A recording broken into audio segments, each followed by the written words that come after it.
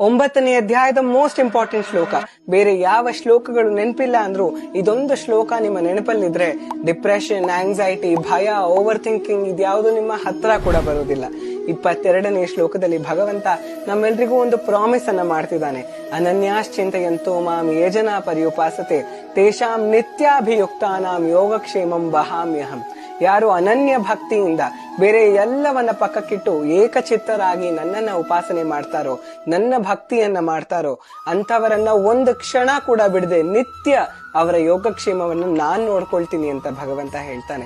ಕೃಷ್ಣಾವತಾರದಲ್ಲಿ ಹೀಗೆ ಹೇಳಿದ್ರೆ, ರಾಮಾವತಾರದಲ್ಲಿ ಇದೇ ಭಗವಂತ ಸಕೃದೇವ ಪ್ರಪನ್ನೋಯ ತವಾಸ್ಮೀತಿ ಚ ಯಾಚತೆ ಅಭಯಂ ಸರ್ವಭೂತೇಭ್ಯ ದದಾಮ್ಯೇತದ್ ವ್ರತಂ ಮಮ ಅಂತ ಹೇಳ್ತಾನೆ.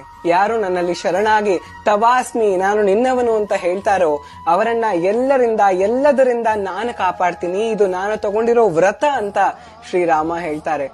ದ್ರೌಪದಿ ಗೋವಿಂದ ಅಂದಿದ್ದಕ್ಕೆ ಅಕ್ಷಯಾಂಬರವನ್ನ ಕೊಟ್ಟ, ಗಜೇಂದ್ರ ಆದಿಮೂಲ ಅಂತ ಕರೆದಿದ್ದಕ್ಕೆ ಗರುಡನ ಮೇಲೆ ಹಾರಿ ಬಂದ. ಸುಧಾಮನಿಗಾಗಿ ಧನದ ಧಾರಿಯನ್ನ ಹರಿಸ್ತಾ ಪ್ರಹ್ಲಾದನಿಗಾಗಿ ಕಂಬವನ್ನ ಸೀಳಿ ಬಂದ. ಶಬರಿಯ ಬಳಿಗೆ ತಾನೇ ಹೋದ, ಪುಂಡಲೀಕನಿಗಾಗಿ ಕಾಯ್ತಾ ನಿಂತ. ಯಾವಾಗೆಲ್ಲ ಭಕ್ತರು ಸ್ವಾಮಿ ನಾನು ನಿನ್ನವನು ಅಂತ ಹೇಳಿ ಸಂಪೂರ್ಣವಾಗಿ ಅವನಿಗೆ ಶರಣಾಗಿದಾರೋ ಅವಾಗೆಲ್ಲ ಭಗವಂತ ಅವರನ್ನ ತನ್ನ ಹೃದಯದ ಹತ್ರ ಇಟ್ಕೊಂಡು ಕಾಪಾಡ್ಕೊಂಡಿದ್ದಾನೆ. ಜಗತ್ತೆಲ್ಲ ನಿಮ್ಮ ಕೈ ಬಿಟ್ಬಿಟ್ರು ಆ ಜಗನ್ನಾಥ ನಿಮ್ಮ ಕೈ ಹಿಡಿದು ಮೇಲೆ ಕೆತ್ತಾನೆ. ಹರೇ ಕೃಷ್ಣ.